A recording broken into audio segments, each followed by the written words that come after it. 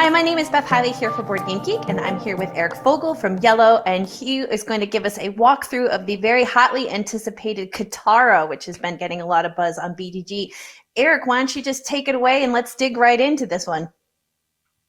Okay, well, thank you so much for having me. It's great to be here. This is my new board game, Kitara, that's coming out. Stefan, is it out now or is it coming out in a few days? It's coming out next week. Next week. Okay, very good. Next Thursday in Very all good retail store across America. So Kitara is a medium weight people on a map sort of game. It involves elements of card drafting, direct player combat, and area control. Let's see. Do you want me to go into a rules explanation now, or is that absolutely? Yeah. No, look good. Dive in. Let's go for it. Great. So every turn, the first thing each player does. Let's see. So I see we've got the cards kind of set up there. So in terms of the game setup, the first thing is we would be choosing to use either the red deck or the blue deck. But we wouldn't be using both right now. So just know we're just those are just up there so you can see them both, I believe. But there we go. So we'd have a row of 6 of these cards facing out, and all the players start with one of those 0 cards that you see. And the cards give you attributes for your kingdom. They give you the ability to choose among more cards when you draft a card each turn. They give you a supply of pawns, meeples to put on the board. They give you movement points, and they give you per turn victory points, which you see on the icons all there. So every turn, first thing that happens is the player drafts a card from the card row. And if you see those card-shaped icons that are in the top row there, those are telling you how far you can reach into the card row from the left in order to choose your card that you draft. So if you have those 2 symbols that every player starts with, then you can choose from either of the first 2 cards on the left end of the row, the end furthest from the deck. Then each player adds the card to their card display there that you see next to the player boards that are so beautifully drawn by Miguel Coimbra. He did beautiful art for this game. Yes, he did. And you see the rows kind of line up with the little player aid there. So you see the explanation of what each of the card icon functions is.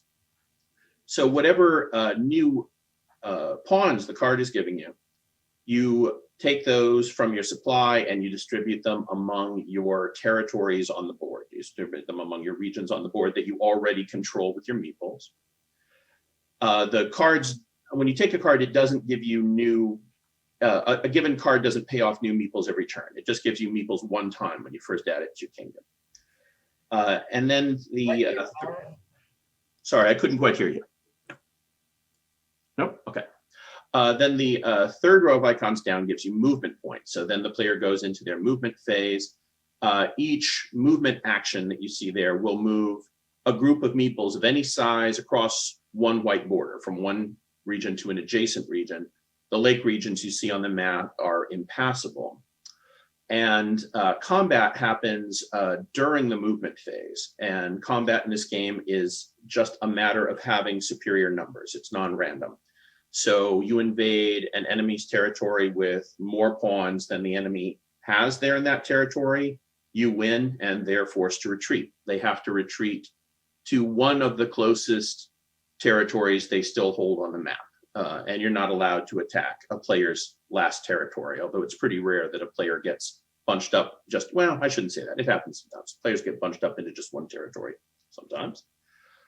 If you can hold up one of the little warthog rider pawns there, the hero pawns, the ones that look like somebody mounted on creature back there, yep. So those are the hero pawns. So if when you fight another player, if you have one of those in your force that you attack with, then you get to take a battle token out of the token bag there. So the battle tokens are secret victory points. You get to see them, but your opponents don't get to see them. And they give you between 2 and 5 victory points each. So you collect one of those each time you attack in a given turn. And at the end of your turn, you have to choose one of the highest value ones you got to keep. You put that face down on your kingdom sheet, your player board, and they're kept secret till the end of the game. So fighting a bunch of, you always only get to get one of those battle tokens a turn at most, but fighting multiple times gives you a better chance of drawing a really good one. So player attacks, other player has to retreat. The retreat can move, normally you can't move into an enemy territory without fighting, but a player who's been attacked can retreat through enemy forces if they need to. The retreat happens and it goes back to the active player's movement. Once the player's done all their movement, we then have the scoring phase. So the master animal pawns, which you're seeing up there, if there are any if you occupy a forest, a ruins region, with at least one master animal pawn, that is worth 2 victory points in the scoring phase.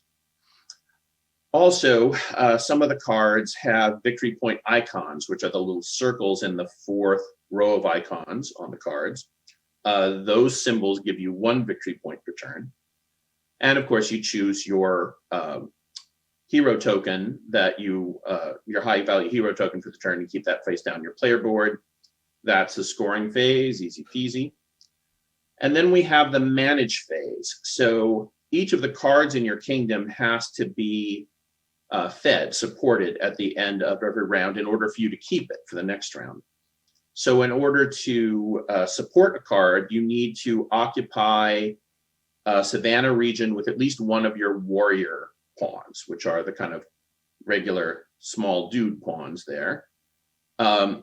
So if I've got 3 cards in my card display and I only occupy 2 savanna yellow regions with warrior pawns, then I'm going to have to discard one of my cards.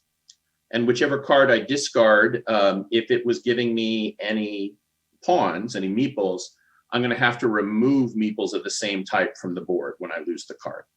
So I can lose some units from that. And of course, I lose that card's capacity.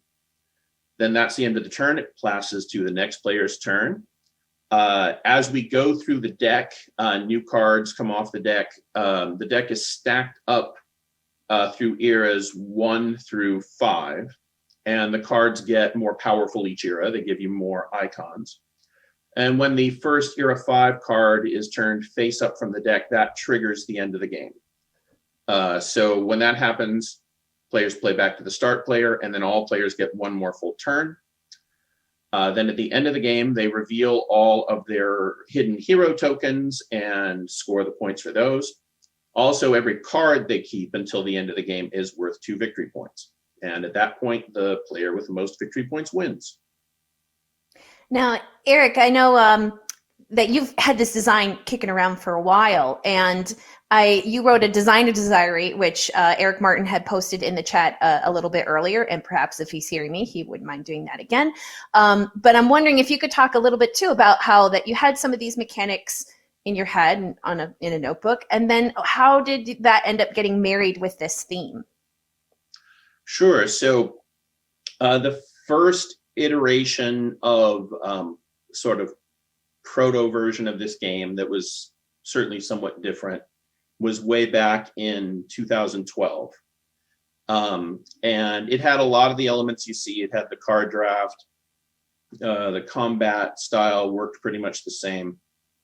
Excuse me. There were a few other items on cards that don't occur in the current version of the game.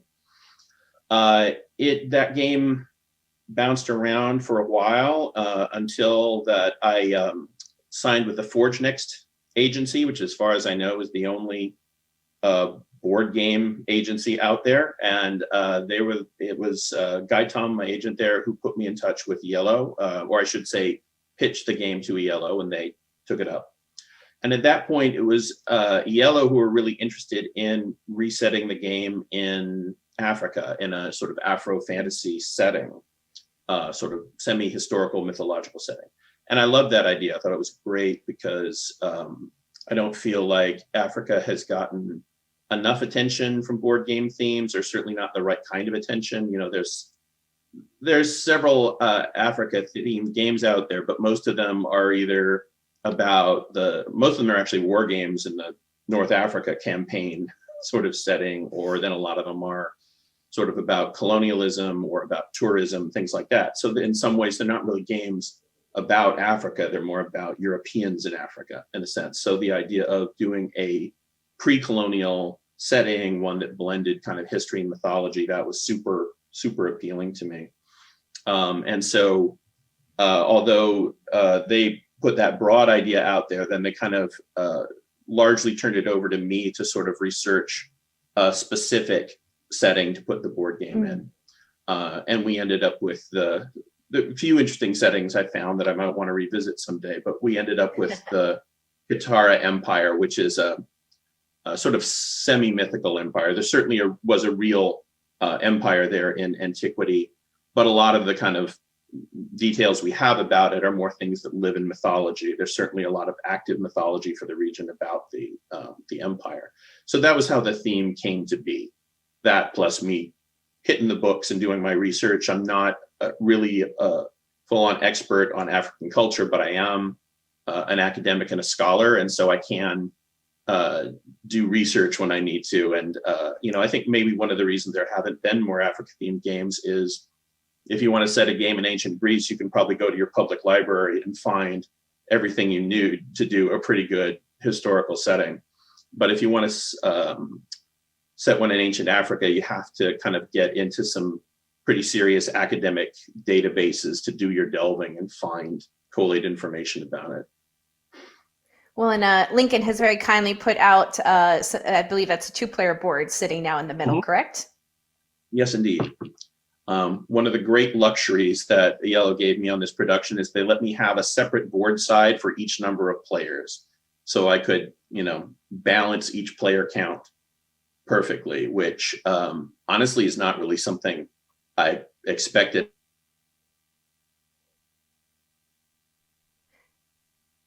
Oh, did we might have lost. Did you not hear me? No, I didn't hear you, but now you're back. Yes, I can. Okay, very good. Just saying it was great that they did that for me. It's not the sort of, it's a fairly expensive way to go. And, this production, I feel like Yellow really went top notch about everything and kind of gave me everything I could ask for, really cool, multiple pawn types. Yeah. Beautiful artwork, just turned out great. Someone in the chat was commenting that the 4-player board looks like a bit like a smiley face with the Great Lakes in there. Just if you needed an extra reason for your game to make you happy, there you go, smiling back at you. Now, another question that we had from the chat is, that. You're welcome. One of the other comments from the chat was, is there any plans to develop a solo mode, or is this strictly going to be a 2 through 4 because that's where the meat is?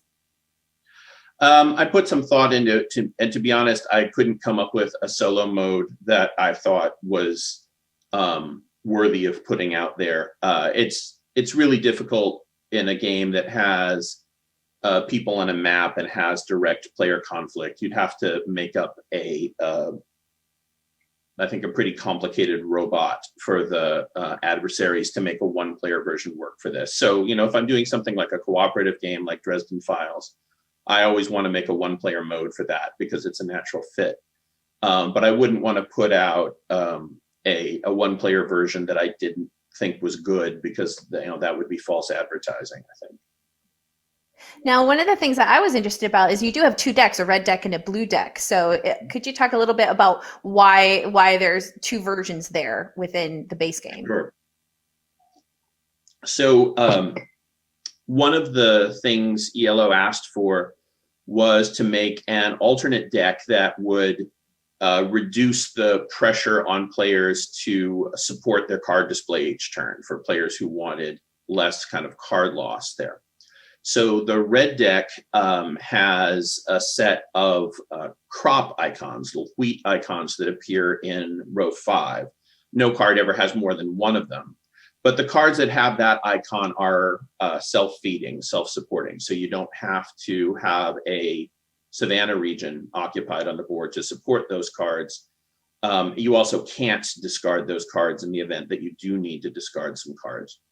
And aside from that, those cards also just have a different iteration of the other icons. So they also provide variety that way, just different patterns. And so you can use either of the two decks, or if you wanted, you could alternate the numbered decks between the two decks. You could use deck 1 from the blue deck and deck 2 from the red deck, things like that. That would be perfectly fine.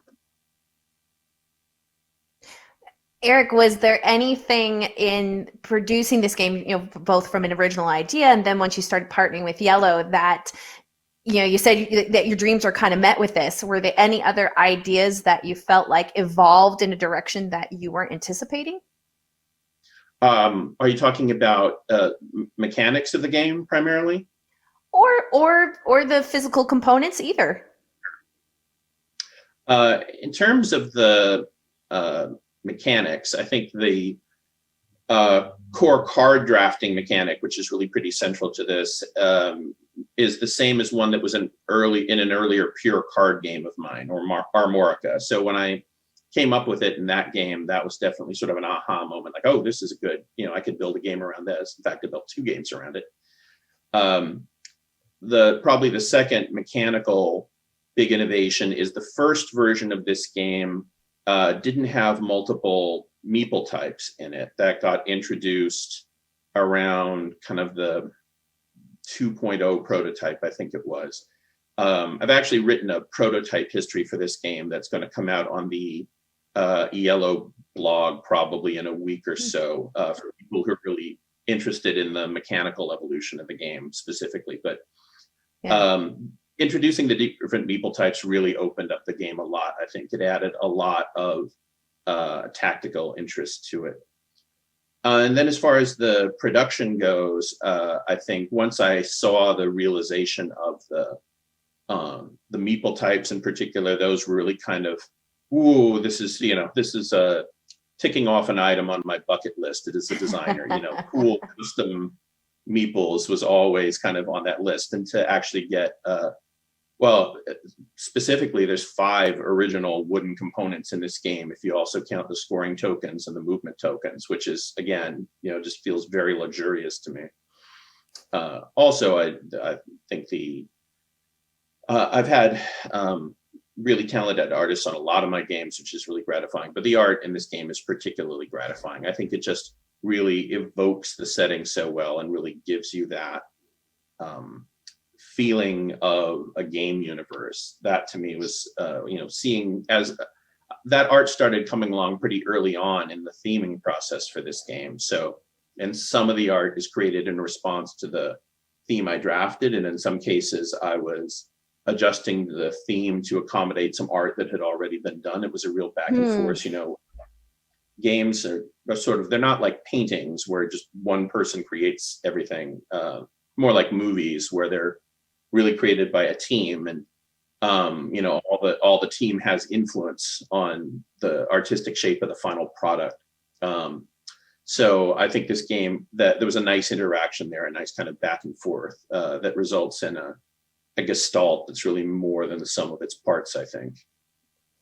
I think that's a really succinct and beautiful way of describing it, that it's more like a movie than a painting. I'm going to steal that, Eric. Thank you. We don't actually have a best boy, but it's not that big.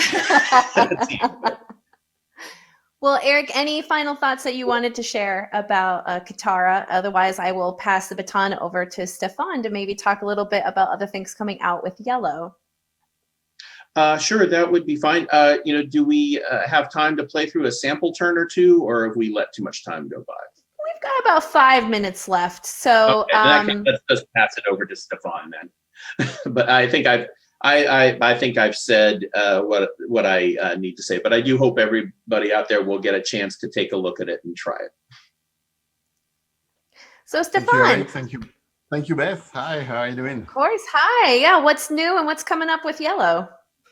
Well, as I tapped in the chat, so Kitara is releasing at retail next week on the 29th.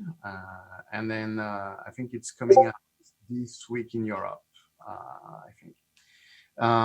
Also, at the same time as Kitara, we are releasing Master World, which is our new Scorpion Masqué, which is a little world game, also available next week. And then next month, we're going to have the sequel of Shoten Totten, which is Shoten Totten 2. Unlike the original Shoten Totten, which is a symmetrical two-player battle tug-of-war card game, Shoten Totten 2 is asymmetrical. So one player is the defender, the other one is the attacker. The core mechanic is still the same as Shoten Totten, so that's you need to play a suite of cards or color sets or whatever, and we use poker rules to win the wars. But there are more rules, like the defender can throw oil to destroy a card. The attacker can. The goal of the attacker is to get 4 wall controlled or destroy one of the control wall. So there's some twist, but still very interesting. The people who like Shoten Totten will love Shoten Totten 2. It's different enough, but still you have the same flavor. And it's going to be in our mini line, our little $15 game in those box right here. I don't have a sample of the actual Shoten Totten, but that's those games. There's some love for the big book box. Ooh, that's hard to say over your shoulder there. Yeah, the big book and the expansion that came out this year. Right. So that's we're very proud of this one. It's the most challenging cooperating game on the market. We think it's really difficult to beat, and we're kind of proud of it. Proud to be mean to your customers. Challenging, offering them an interesting challenge. Okay, challenging. And then, do you guys have any other events that you are coming up here for SPIEL.digital that you wanted to share? We're gonna be on the Dice Tower broadcast later at 2:30, I believe, Pacific time. Yeah, and I know we have a Lucky booth and a Yellow booth, but I'm not exactly sure where they are because our French office is managing that. So there is some other action going on. If they need me, they will summon me. Well, I thank you both so much for taking the time to give us a really in-depth and designer-specific walkthrough of Kitara, and Stefan for giving us a quick little sneak peek of some things coming up with Yellow. If you guys are interested in checking this out, this is Kitara, which is being published by Yellow and will be out in the US next week. And thank you both again.